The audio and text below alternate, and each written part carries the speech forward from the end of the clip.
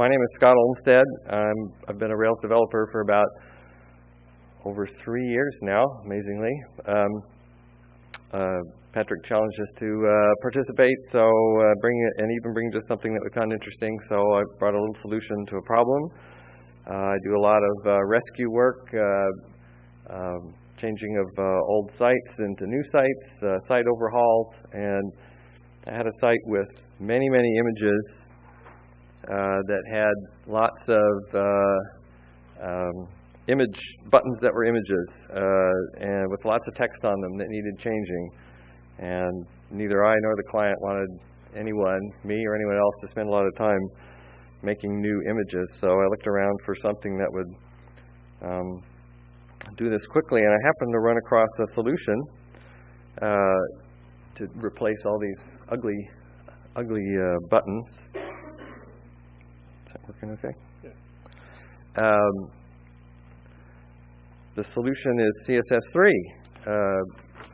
which has ways to make the kinds of things that I wanted, round corners and box shadows, just by adding styles to your objects. In the Mozilla Firefox and in the WebKit browsers, you have to use their little extra thing in front right now, but that does work for making things look pretty good. And these are some of the replacements I created. That's all text, styled text, except for the free trial thing in the lower left corner of that one on the right. But the bad news is, of course, that Internet Explorer and some other browsers, if they're old enough, don't support this. The main one is Internet Explorer, though. And of course, that's my client. That's all they ever use, and most of their customers use. So I ran into the solution to this, something called PIE, Progressive Internet Explorer.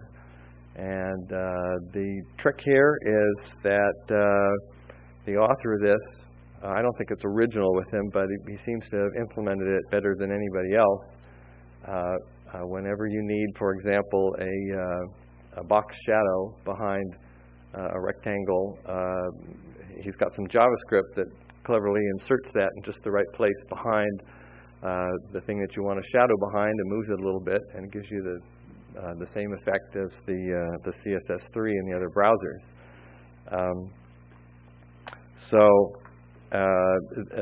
This JavaScript you can actually put in straight if you want JavaScript, but there's some delay problems. You'll see the unstyled text for a flash, and then it'll apply the JavaScript after page is loaded and JavaScript applied at the end. So what he did was use something called an HTC file.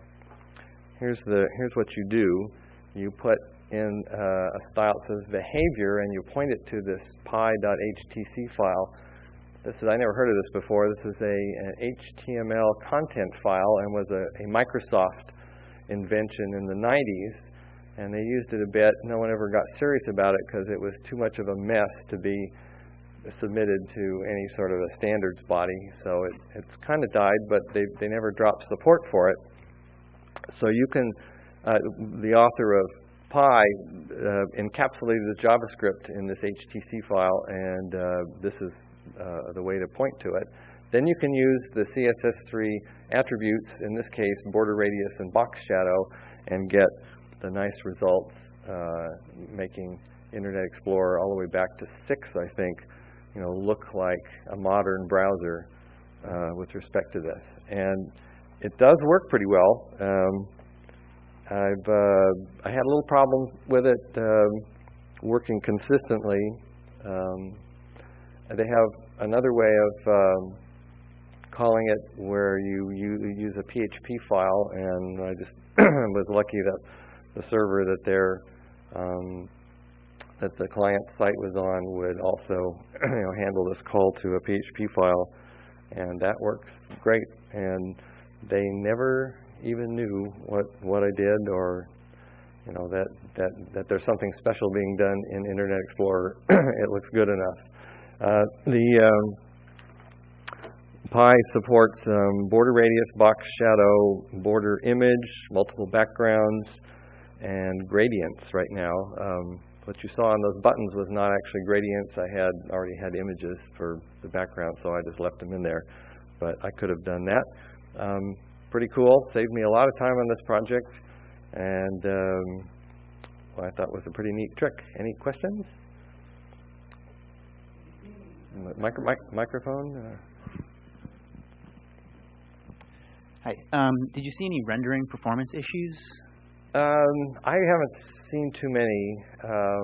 They're not particularly, the client's not particularly oriented towards speed. It's a site where you do a lot of pondering. So they did call me about a week ago and say that something had a double image, and I fixed that. And since I couldn't reproduce it, I said hit refresh, and that got rid of it. So yeah, so that's the answer. Any other questions? All right. Thank you.